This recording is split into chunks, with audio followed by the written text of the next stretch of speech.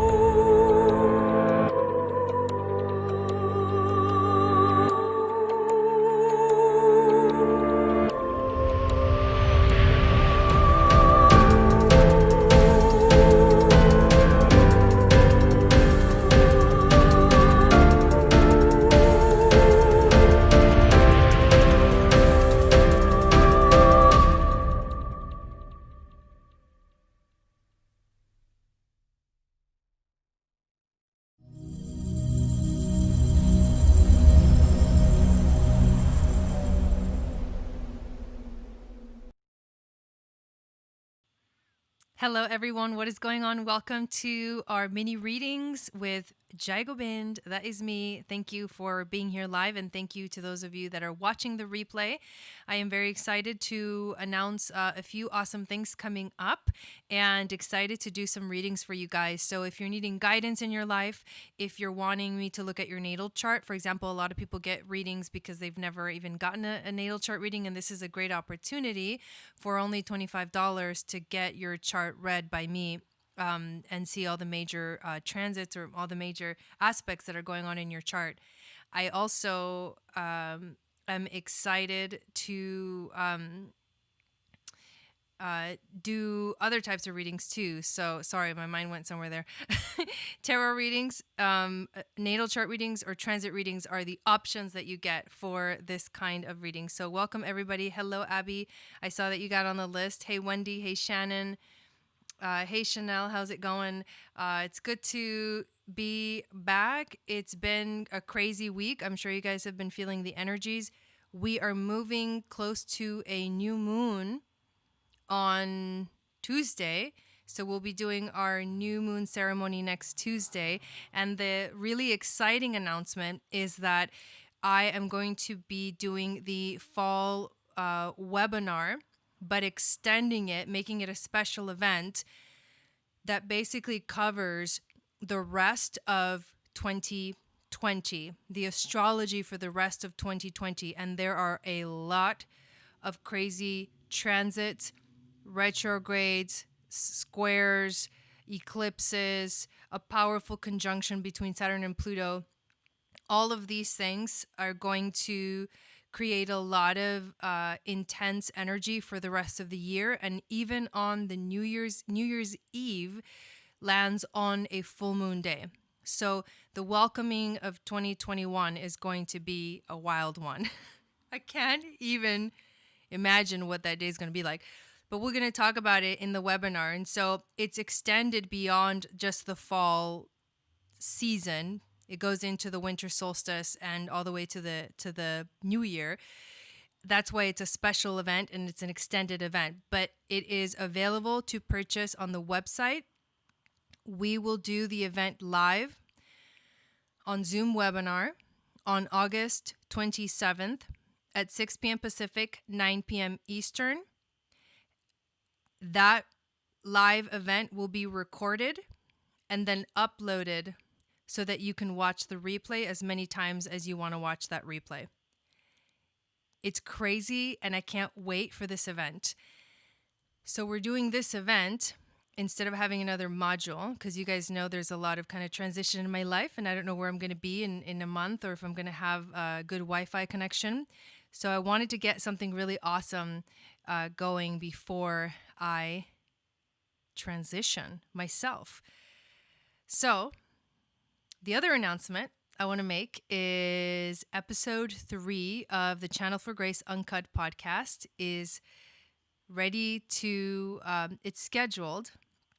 It's been recorded, and the person that I did a conversation with for this episode is K Moon. Do any of you guys know K Moon? She has her own channel. She is an astrologer. She focuses on the twin flame journey and the astrology for twin flames, but she is an amazing astrologer nevertheless. And so I wanted to have a conversation with her about the rest of 2020, what we can expect in our own perspective, what do we feel the energies are, and how we're gonna, how it's gonna move forward. So episode 3 comes out on the day of the new moon in Leo next Tuesday. If you don't know that I have a podcast, It's called Channel for Grace Uncut Podcast, available on all platforms that stream podcasts. And it's very exciting because this is the first episode where I actually have a special guest coming in and talking with me about a special topic. Have you guys also been enjoying my weekly videos? I am getting ready to begin to record those out in nature. That was my plan all along, to be able to record them wherever I am. So I think, I'm not 100% sure, but I think the next one might be filmed at the beach. We'll see. We'll see. So I know we have one person on the list. If you want to get on the list for tonight, you can send $25 to my PayPal. There's a link in the description of the video. Also in the description of the video is a link for the special 2020 prediction event, which is basically on the courses page. If you have a login already, you don't have to create one. You just log in and add that class to your whatever you're enrolled in.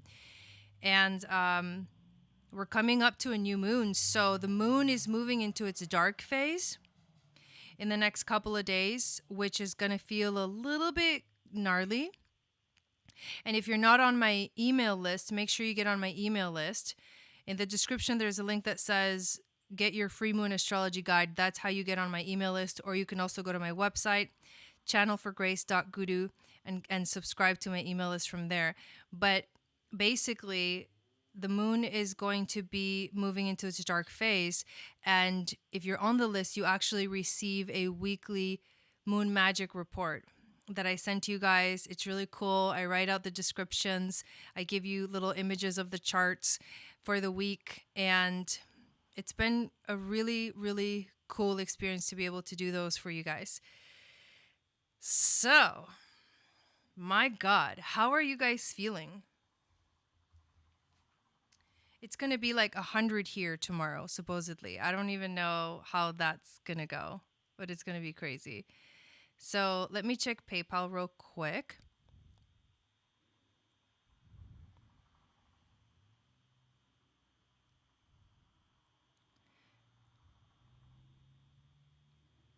Hey, Valerie, how's it going? Welcome in. Thank you to the moderators, Shannon and Wendy, for being here with us tonight. So let's just go ahead and get into it. I have no idea how many people are going to sign up for readings tonight. Oh, hey, Brittany, how's it going? And we're just going to dive in. Honestly, I have absolutely no attachment to what happens. It's just that I'm here, available if you need it. If you need a reading, if you need some excitement in your life, if you have a question you want to ask, if you want some guidance in your life, that's what we're here for on Friday nights. So Abby, what is your question that you would like to ask? And let me know if you do sign up for a reading, if you want a natal chart reading, a transit, or a tarot, then your question, and then also your information, especially for the astrology I could also do a compatibility if you're wanting to know compatibility between you and your soulmate or your person of interest or your boyfriend or girlfriend or husband or wife or anything like that. Even relationships that are not romantic or partner in any kind of way. I would be interested in doing that as well. All right. So, an astrology reading.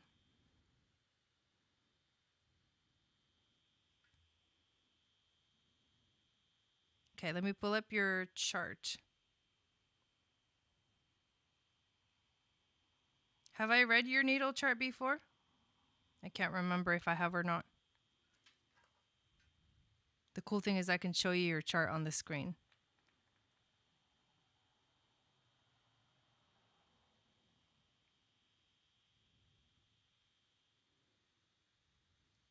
"2:32 a.m. in Glendale."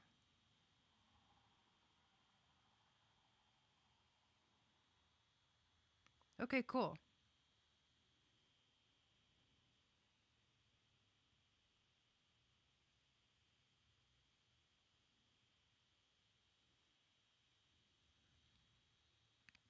All right, June 5th, 1980, 2:32 a.m. in Glendale, California.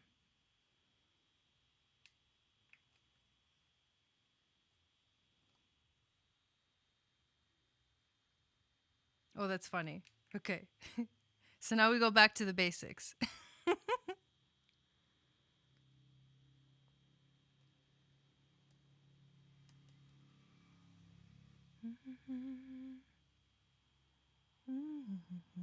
I'm taking these awesome courses. Oh my god, you guys, I'm studying the planet Venus. I'm so excited about that. I just got this really awesome book that is going to help me dive deeper into the whole study of the planet Venus and the star points that it makes, the sacred geometry, all of that. I am stoked about it. Let me share my screen with you guys.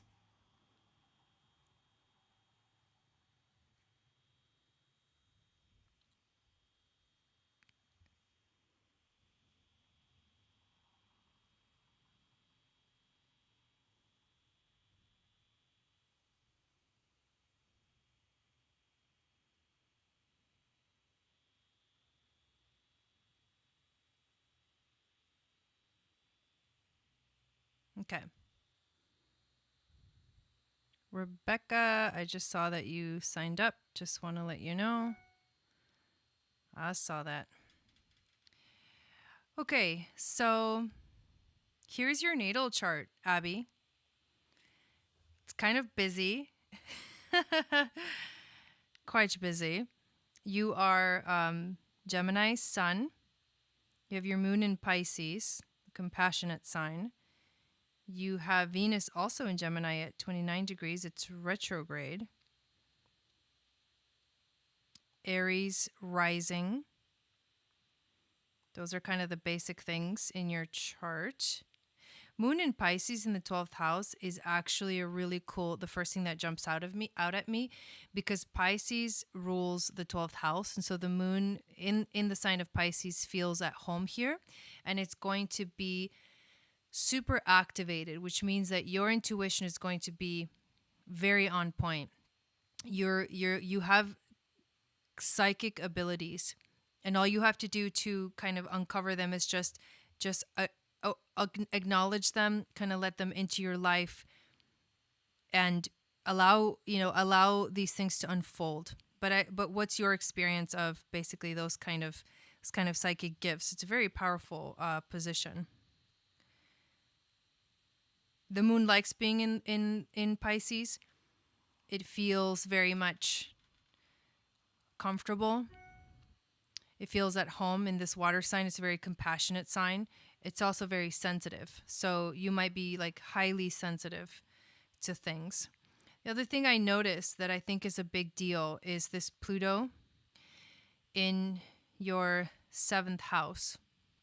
Now, Pluto in the 7th house creates, in terms of your relationships, it kind of, wherever Pluto is in your chart, he creates intensity. He creates, situations in life, because everything that's going to be aspecting your Pluto, if anything squares your Pluto, if anything opposes your Pluto, if anything, even trines your Pluto, conjuncts your Pluto, it's going to create situations where it affects your relationships. And because Pluto is the planet of death, change, and transformation, you may notice that in your relationships, this is kind of a theme that unfolds in your life.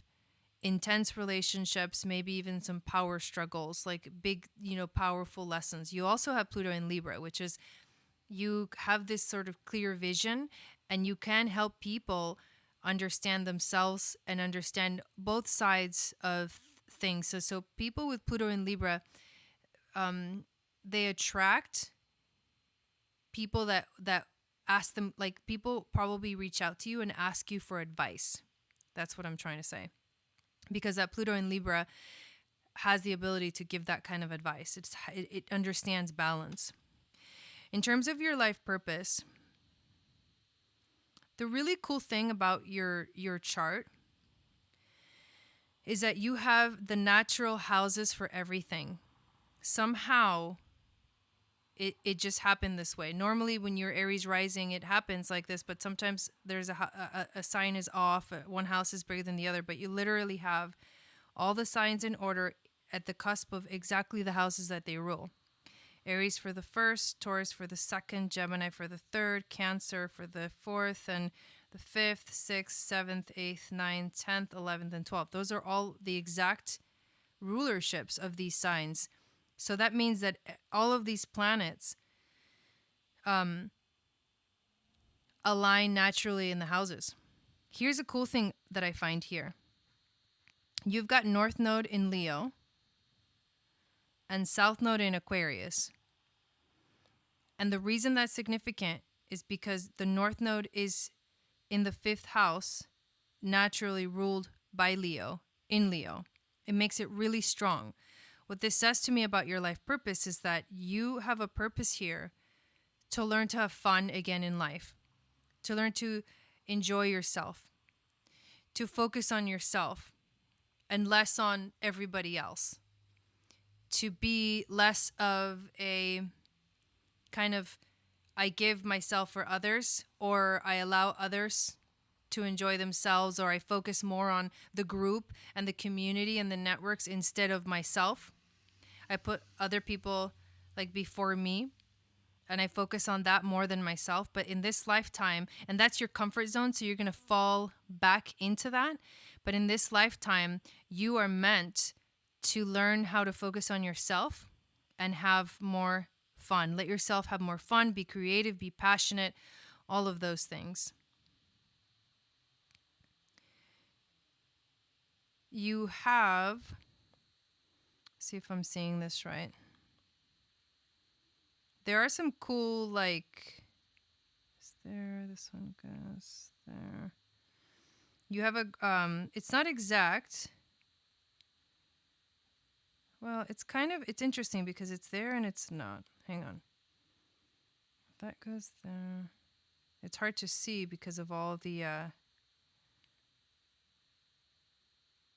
so there is this like grand trine in air, which means that this activates your mind, your ability to think from a higher perspective. And it includes your sun, your Pluto, and your South Node. So there's a communication here between these 3 planets that activate your mind. This is like, you these are kind of crazy planets to be in communication, because Sun is who you are, your soul. Pluto is like represents the death. The Sun, this is a grand trine between, your 2nd house, your 7th house, and your 11th house. So you could think of it that way as well. You could think of the 2nd house of, finances, how you make money, how you bring money into the world, and your 7th house of relationships, and then your 11th house of friendships and sharing your gifts with the world. There's a connection between these 3 areas of your life, a strong connection. It's a beautiful thing, but it gives you access to your higher mind. Let's see what else jumps out at me.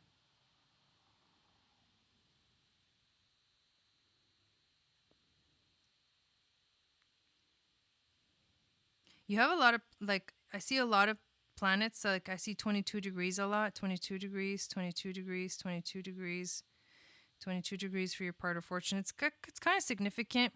That number is important. There's a lot of different kind of beliefs about that specific number, but when you see it a lot in a chart, I think numerologically you should look up that number and the meaning of that number and see how that resonates with you.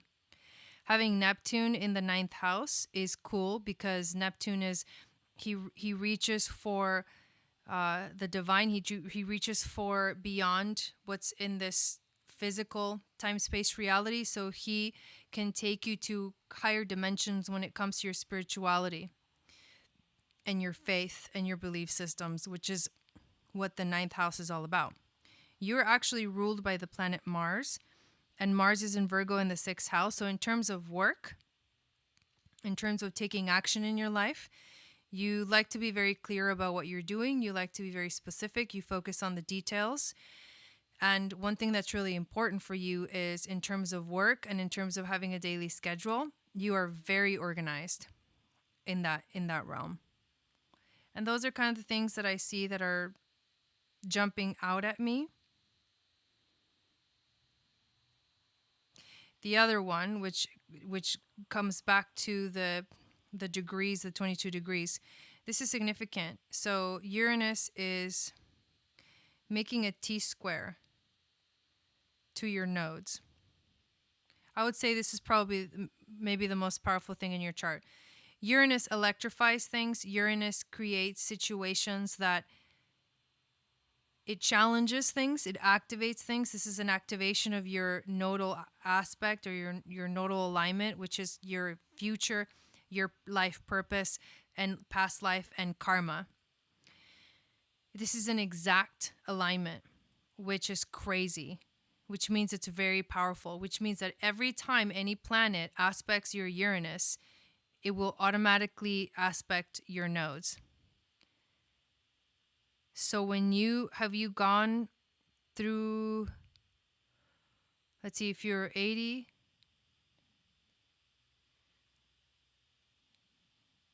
so are you going through your Uranus opposition? No.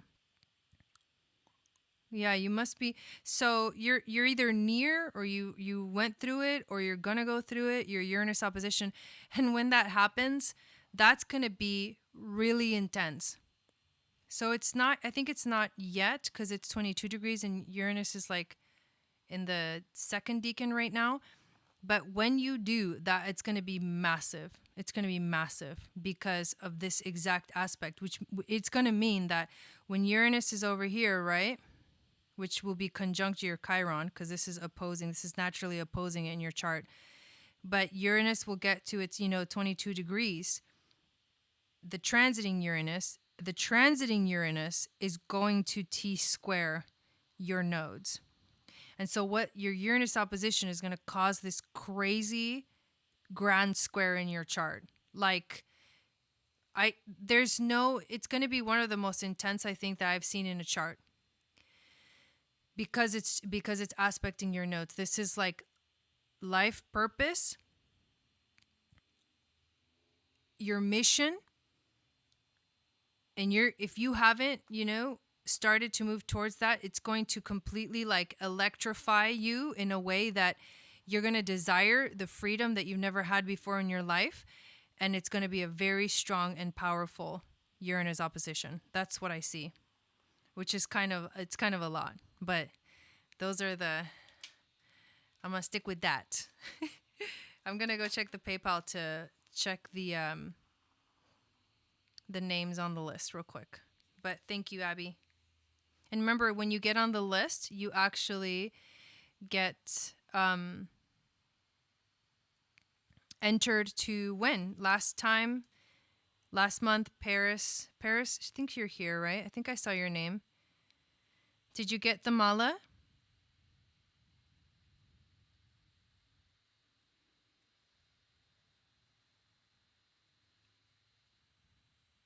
Okay, cool, Shannon. Yeah, thanks for that.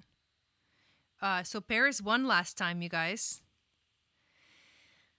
And she won a mala. Okay, we got Rebecca Schmidt and Valerie are on the list. So we're gonna go to Rebecca next. So if you're on the list and I call your name, just let me know what your question is, whether you want transit, natal, or tarot, and we'll get to it.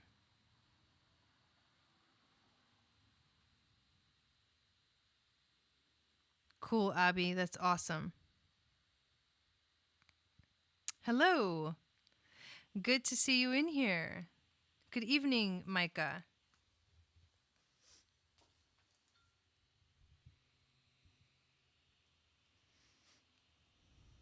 I've been learning about more and more cycles, and I think I'm thinking of like really cool workshops I could do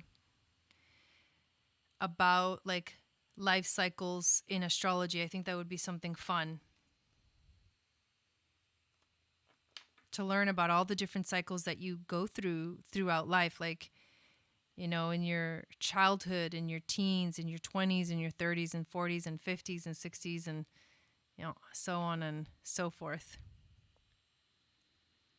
You would like tarot? Okay, awesome. Anything my guides want to share? Okay.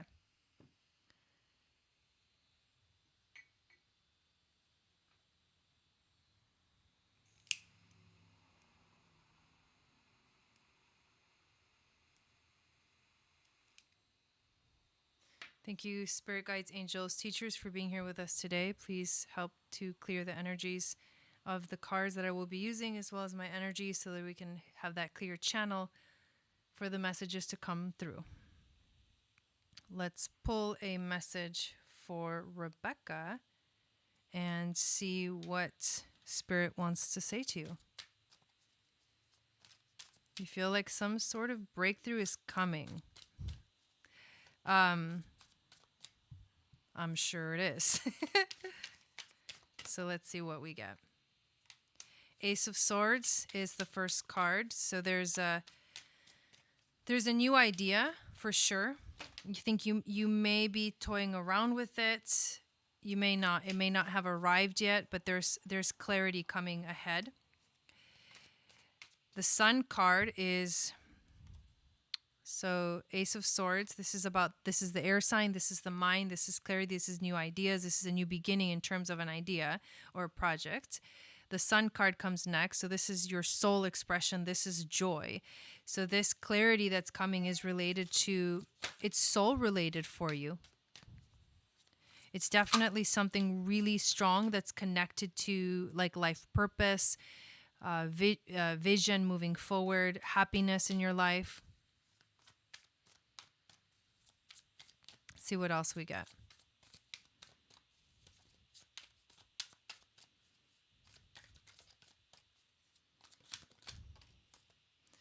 Next card we get is the Knight of Wands. So this is passion being activated. This is the fire element.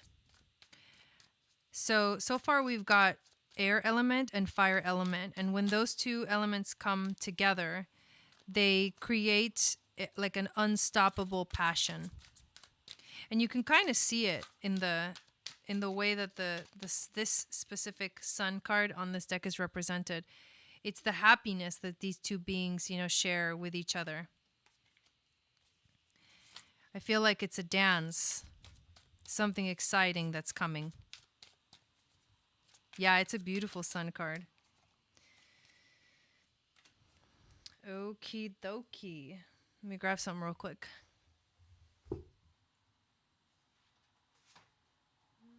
I think I'll pull also one of the Threads of Fate cards that I recently got. Those have been really cool to use. So the Six of Pentacles, I feel like part of what's happening for you is there's like abundance coming through in your life. There's wealth in different ways coming through for you. your passion is being activated towards something that's really important.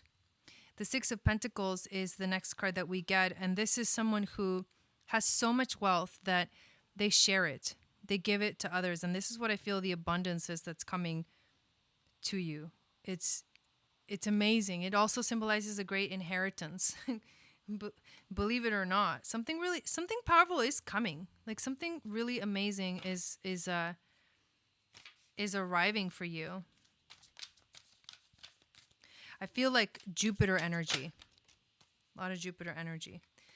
The last card that we get is the Judgment card. And the Judgment card is, it's almost like, it feels to me in this specific reading that the end of something is nearing. Like the end of a cycle, the end of judgment, the end of feeling like there's no end. You know what I mean? It's an interesting sensation that I'm getting, but it's a very powerful connection to your desire to be free, your desire to set yourself free from anything that binds you, anything that holds you back.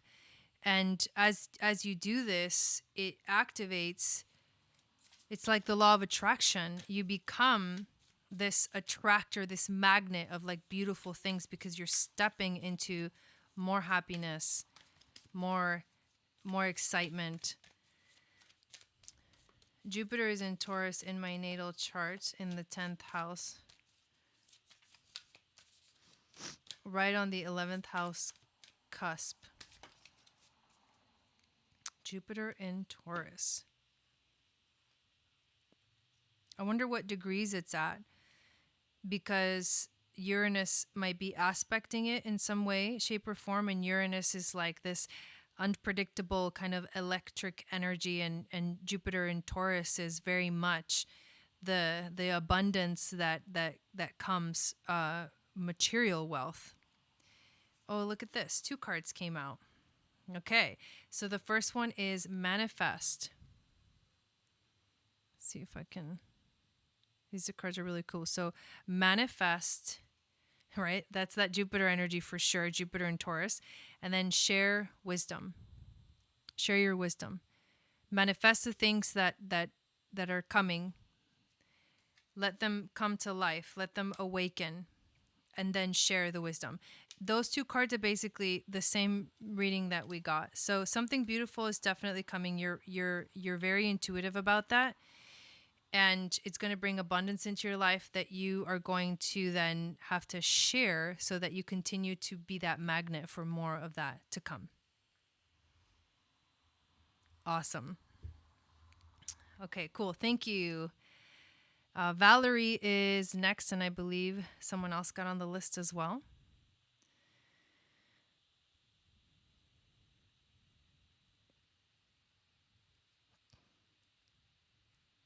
It was Brittany.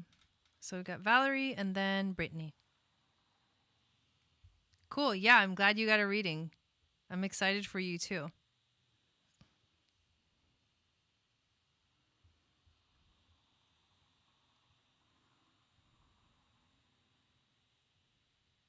Ooh, cool. Natal chart for your granddaughter.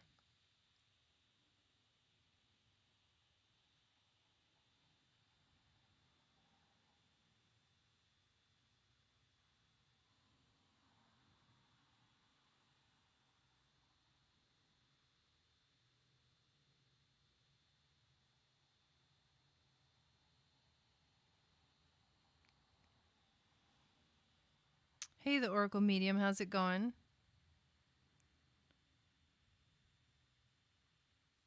Okay, good to know. 1027.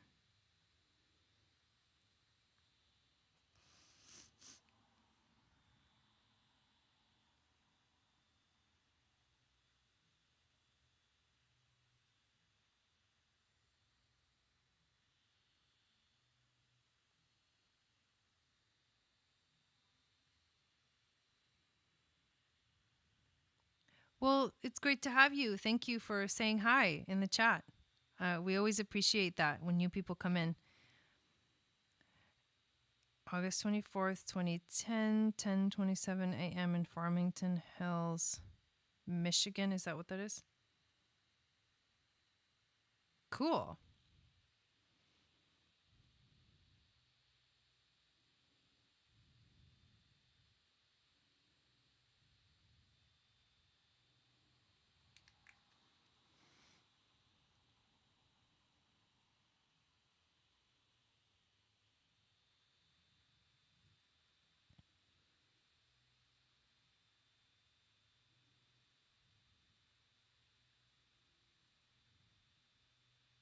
Let me just look at it for a second so I can get a good idea. Before I show you the chart, but because I'm just going to show you the natal chart and what I see there. Right now, Mars is transiting her 7th house of relationships. And Saturn, Pluto, Jupiter are transiting her 4th house of the home. So, interestingly enough, the intuitive hit that I get is that the issue is not at school. It's just manifesting at school, but the issue is actually at home. Things at home are changing a lot, and it's creating the manifestation of an issue outside of the home. That's what I'm feeling in terms of that. But let's actually show you her natal chart.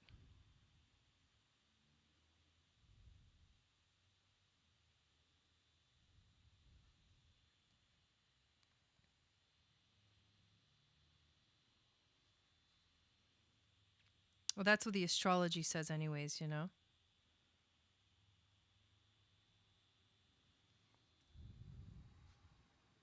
Her relationships and her home is being affected very intensely. The squares are happening from her relationship house to her home. Oh, wow. Yeah, that's... So it's gonna, because that's when you think, when you think of kids, it's like that's what happens. Usually any issues, at home or anything like that are not actually issues at home. They're not issues at school. They're actually something's going on at home that's affecting school. So that's my intuition, because that's her 7th and 4th house. But other than that, which is pretty major, she's Virgo sun, Libra rising, both Venus and Mars in Libra, connected to her ascendant, moon in Pisces at 0 degrees of Pisces, north node Capricorn, south node Cancer.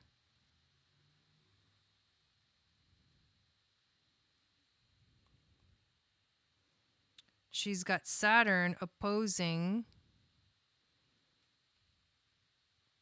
Jupiter,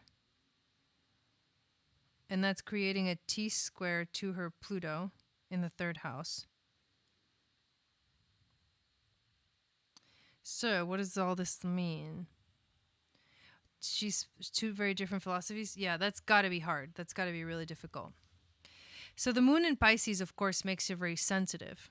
She's a very sensitive person. So, whatever is going on right now for her, she's having a really hard time processing, because she's feeling all of it. So that's going to be very difficult for her.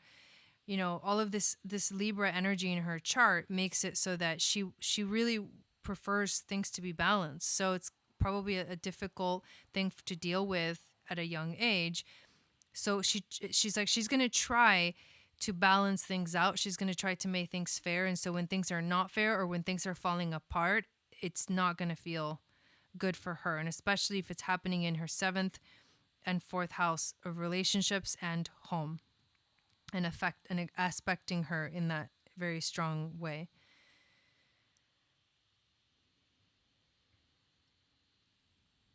Having both her sun and Mercury in Virgo makes her, she's very meticulous. The way that she expresses herself, she focuses on the details.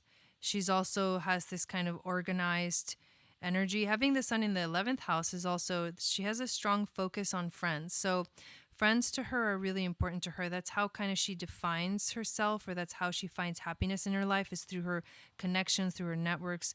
So also, because the Mars is transiting her 7th house, that means that the squares are, it's like her relationships are being strongly affected right now.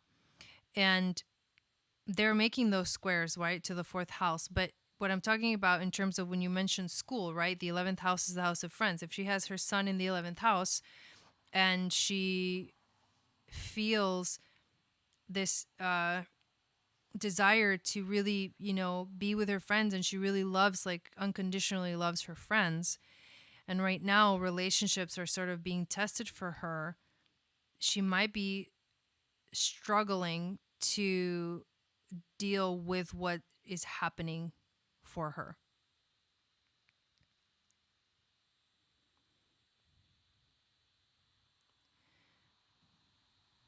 Let's see.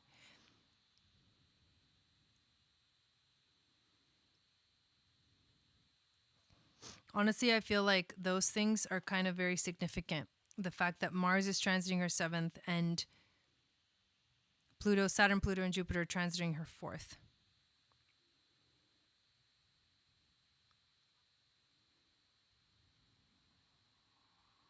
Do you know how long she's been in this split household situation?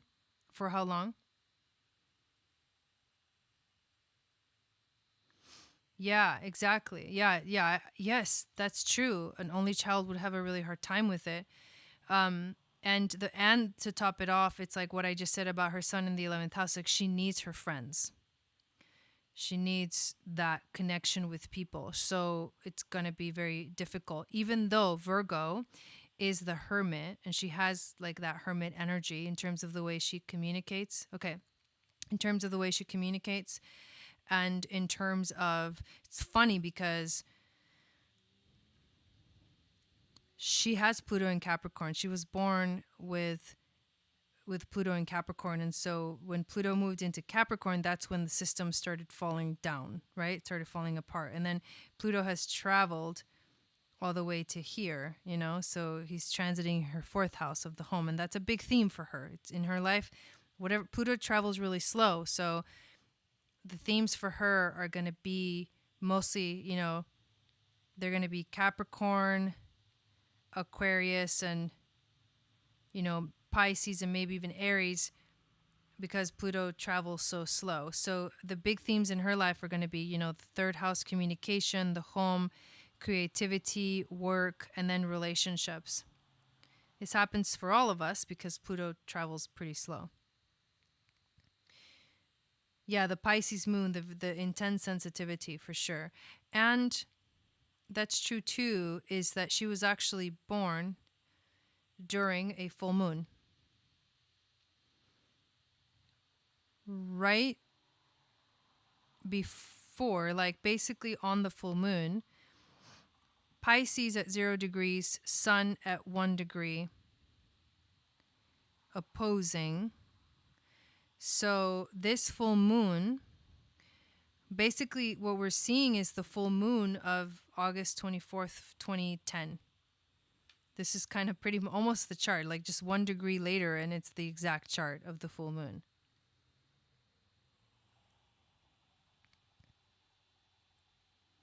So this moon was conjunct Chiron and Neptune and Black Moon Lilith. So she's gonna have this need to be she's gonna be very sensitive. That Black Moon Lilith is like she's in a sense, it's like in Pisces. I have Black Moon Lilith in Pisces. In Pisces, Black Moon Lilith is the only sign that I think she becomes a little bit more submissive. In all the other signs, she's much more free, much more willing to just do her thing, and not even care. But in Pisces, she actually has that compassionate heart. So it's a big deal. Yeah, I mean, wow. Born on a full moon in Pisces. That's like major. So everything that's happening right now that's why she's having such a hard time, because she's so sensitive. And she wants balance in her life. So But of course, it's not going to last forever. When Saturn and Jupiter move into Aquarius, they're going to be in her fourth house. So the energy is going to shift starting at her home. And then they're going to move into her fifth house of creativity. Oh, good. I'm glad it helps a lot. So she's going to be fine. Like the energies are definitely going to shift starting December. For everyone, but for her specifically in regarding home and creativity, life, and they're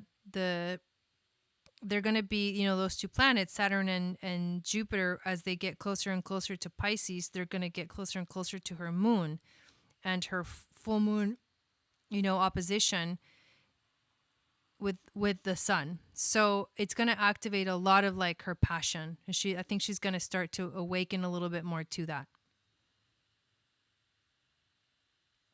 Okay.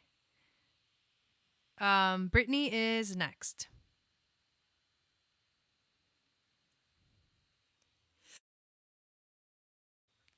Whoa.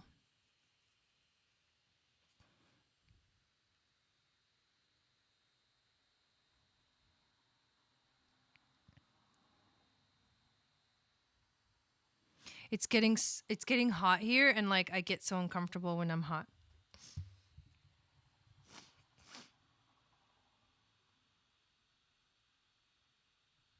I can do a compatibility without birth time based off of just the signs if you want. Actually, it would be really fun to do that.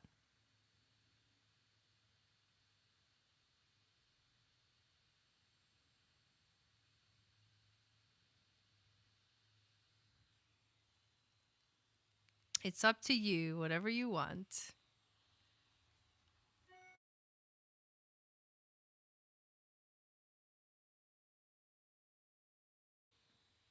Okay.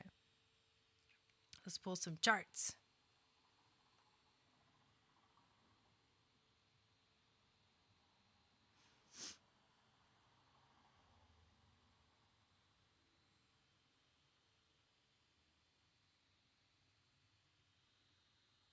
$12, $21,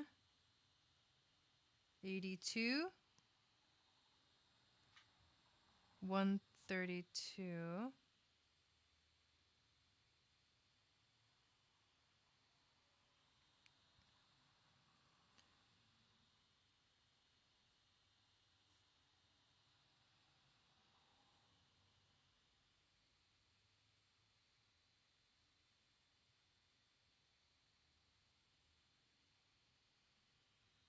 Okay, let me just make sure.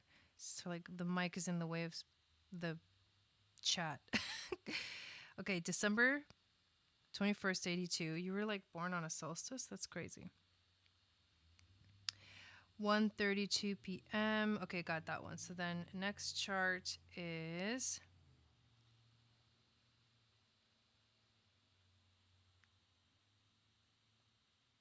so just to be clear, is this a compatibility reading like a relationship thing, or is this like a friendship?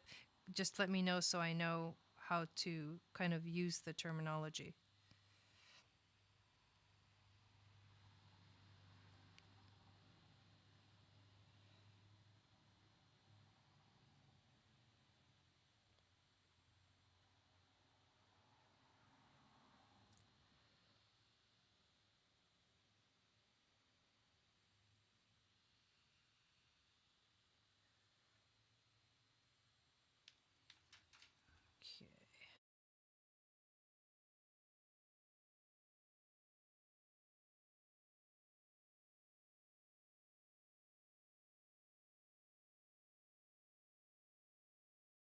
Okay, sorry about that. I was like, I gotta blow my nose. So I ran their chart for 12 p.m. September 29th, 1991. Okay, let's see what we got. Let's take a picture. This is going to be fun.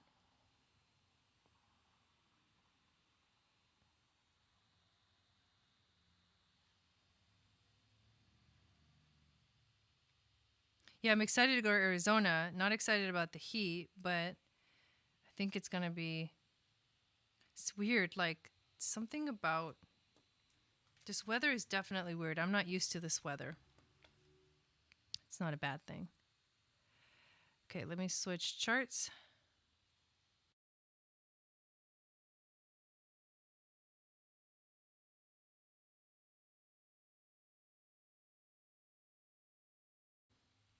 You know, surprisingly enough, these charts are like kind of aligned. Can you see that? It's kind of crazy. That's the first thing I noticed. I was like, wow, they have a lot of stuff in the same kind of area. So your chart is in the middle and in the inside, and then their chart is, yeah, the dry heat is always better. Yeah, humidity is the worst. So the outside circle is their chart. So the first thing that I'm going to tell you that I notice is you have North Node Cancer and they have South Node Cancer. They have North Node Capricorn and you have South Node Capricorn. So that's like opposites. There is always this thing where, like, in terms of compatibility, opposites attract. But then how long does that sort of energy last before it kind of blows over, kind of a thing. But what this really means is that your life purpose is what they're moving away from, and their life purpose is what you're supposed to move away from, which is actually could be a really good match based off of this specific nodal alignment.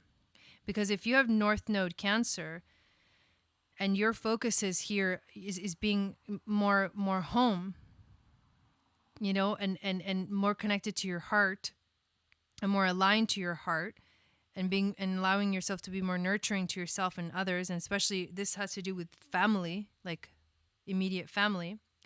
And they have North Node in Capricorn, and they're supposed to learn to go out and be in the world and bring that money in, right? Like be the breadwinner kind of energy. It could work out. And this is another interesting thing, is like your comfort though, however, your comfort zone is where their uncomfort zone is. So your comfort zone is to basically be the responsible one, right? And like and need and feel that need to take care of other people. And their comfort zone is being at home. But you're both supposed to sort of go in the other direction. So I don't know how that could work out. It's a very interesting dynamic that I see right off the bat. The other things that we look at for compatibility readings is Mars and Venus, and also Mercury, because Mercury is like, how do you communicate with each other? What's your communication style? So let's start with Venus. You have Venus and Mercury in Capricorn, but let's just go with Venus. You have Venus in Capricorn. They have Venus in Leo. So you've got, and we can't look at exact trines or things like that. We can only look at the signs because we don't have their exact time.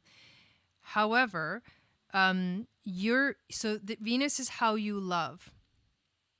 The way that you love is by providing things. You love by showing that you're responsible. You love by sort of being sort of the more mature one in the relationship. And the way that they love is by being beautiful. They love by basically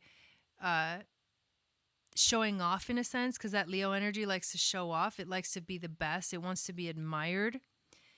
So they love by like loving themselves, which is interesting. Of course, that can get narcissistic, but they love by being happy is a better way to put that. They love by like loving life. They love by being creative, you know, and they love by being free, and they love to have fun. So it's, you know, you have an earth sign with a fire sign. They're not necessarily, you know, earth and fire are not necessarily they're different. They're very different. But that I feel like somehow that sort of weird combination can find a way to get along. So Mars, when we look at Mars, you have Mars in Aquarius, and they have Mars in Libra. So Mars is how you take action, how you sort of conquer the other, or how you act in the name of love. They're both air signs, which is a good thing. That's a good compatibility. So this person that we're talking about has Mars in Libra. So they might have a hard time making decisions. They might be unsure. But because they are an air sign, and because you're also an air sign, you guys will stimulate each other's minds and have beautiful, long-lasting, conversations about the future, about relationships, about a lot of stuff.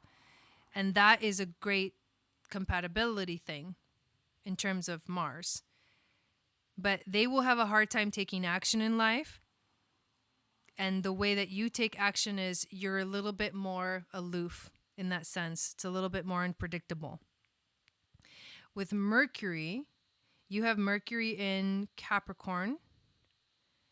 And he has Mercury, or her, I don't know, in Libra. So I have no idea, and I'm trying not to make any judgments. Okay. Like either way, I'm like, oops, I said something I don't know any information about. Okay.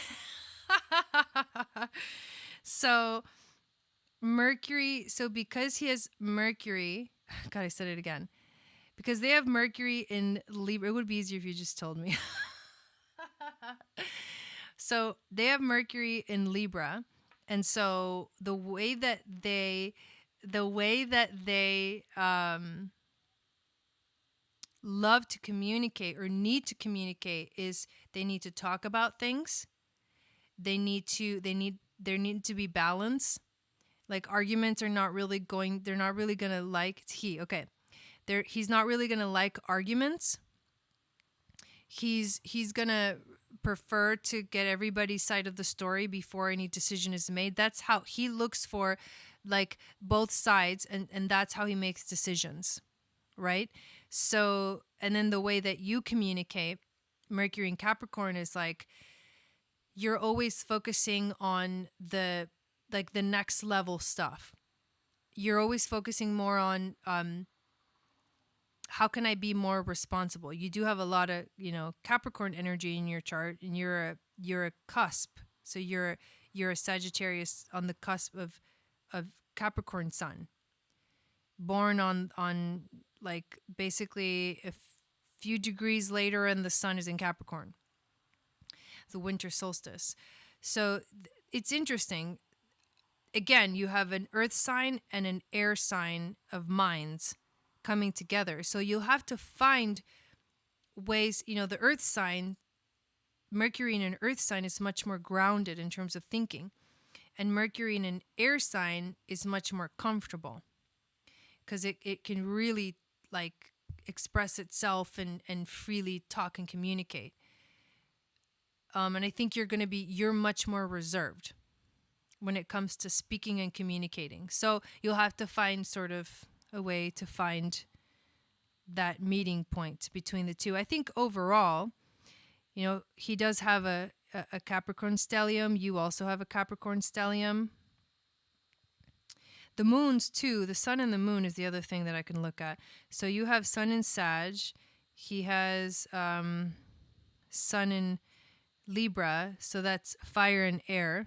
So you think about those things like fire, air feeds fire. So it's very passionate. And you have moon in Pisces, and he has moon in Gemini. That's water and air. So that's two different ways of emotions, right? You're very compassionate, and he needs a lot of stimulation. So with him having both a sun and a moon in air, I think the connection between that is right here with your Mars in Aquarius.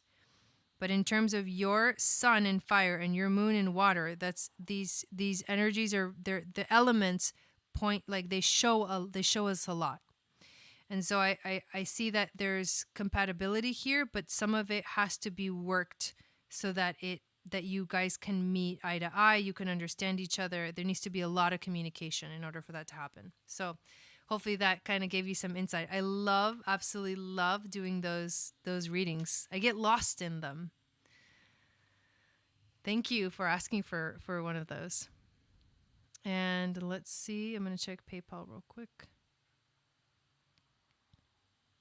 It looks like that is it.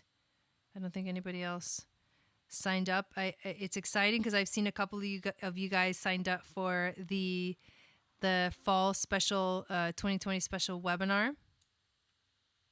Yeah, that was awesome. I loved that. I love doing those readings. But yeah, if anybody wants to get on the list, I'll just kind of hang out for a little longer. Otherwise, we can be done for the night. I'm cool with that too.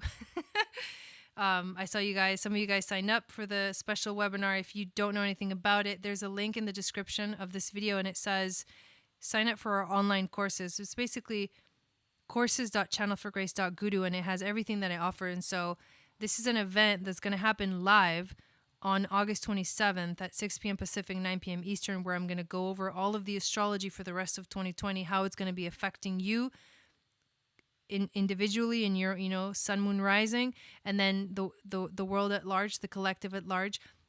The rest of 2020 is going to be more difficult than the first part of 2020. And that's why I wanted to do this special webinar where I extended and we go all the way until the end of the year with all of the transits, because there's some pretty strong ones, especially the hope is going to come back in around December. So we got some gnarly transits between now and then. We have a Mercury retrograde in October in Scorpio, and then it retrogrades back into Libra at the exact time that Venus moves into Libra.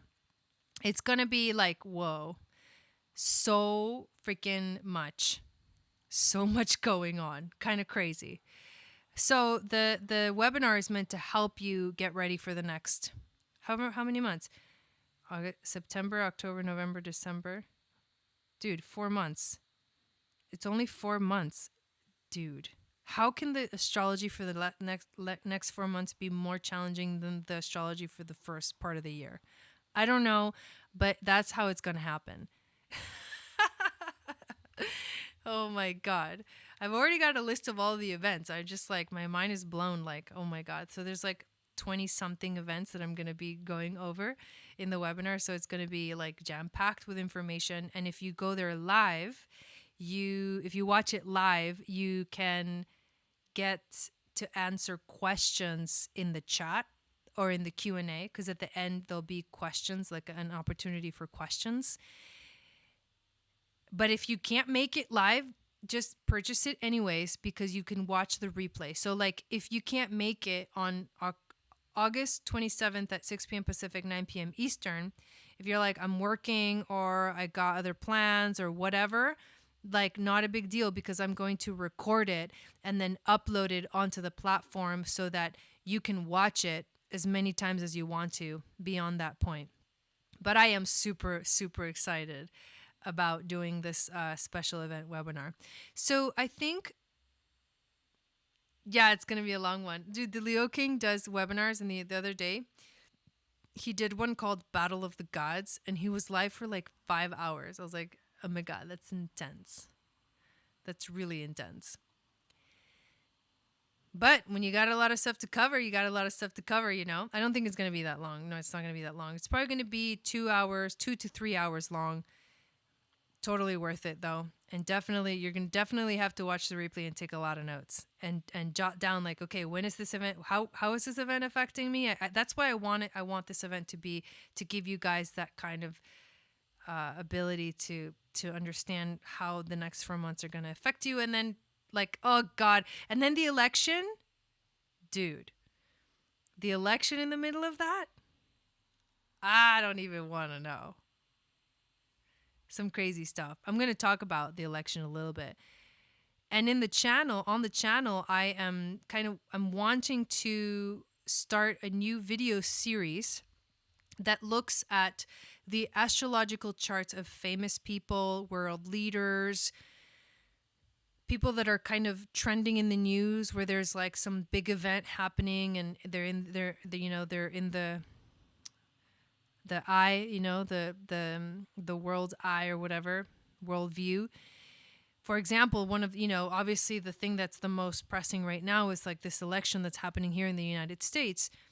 And it would be fun to look at the astrological charts of all of these candidates and see how the astrology is affecting them personally in their own lives outside of politics. Although I do believe that people will react to certain videos because of that. But outside of politics, my curious mind wants to know, like, I wonder if by looking at the astrology and how it's affecting each of these people individually, if you can tell, like, on that day of the election, like, are they going to be having like an epic day with epic transits, or are they going to be having like not such a good day, and how does that play into the actual election? And can you use that information to actually maybe make some predictions about who could possibly win or what could happen? It's possible. This is how astrologers do it. So that is a new series of videos that I'm going to be putting out soon. And I'm super stoked about that, just because I get to show you guys how, for those of you that are learning astrology in the Aquarian astrology course, level 1, you get to see me do readings. And the more you learn, the better you get at it. That's how you do it. You got to practice yourself, and you got to read the books. You got to put in the work. You got to put in the energy. You got to, watch the videos, do the homework assignments and all that stuff, and keep talking about it. And that's how you get good at it. So thank you guys so much. I think I'm going to just kind of shut her down for the night and go relax and continue to, I'm actually taking a course myself right now. 2 courses, actually. One of them is a course on Facebook ads, fun, how to do Facebook ads. And the other one is a Leo King course. And I actually have a 3rd course that I'm going to watch as well. Hi, Julene. How's it going? So I'll just continue doing that kind of fun stuff and getting ready for the webinar and getting ready for the new moon that's happening on Tuesday. And I can't wait for you guys to hear the podcast, episode 3, that's coming out Tuesday, midnight. And yeah, so I hope you guys have a good weekend. And I will see you again when I'm going to upload the weekly video on Monday morning. And then I'm going to go live Monday night for the astrology, the new moon astrology. Then you're going to get the podcast, and then you're going to get, so I'm going to, starting Monday, we're going to hit the ground running on the channel. Yeah. Thank you, everyone. And I will see you after the weekend. Have a good weekend.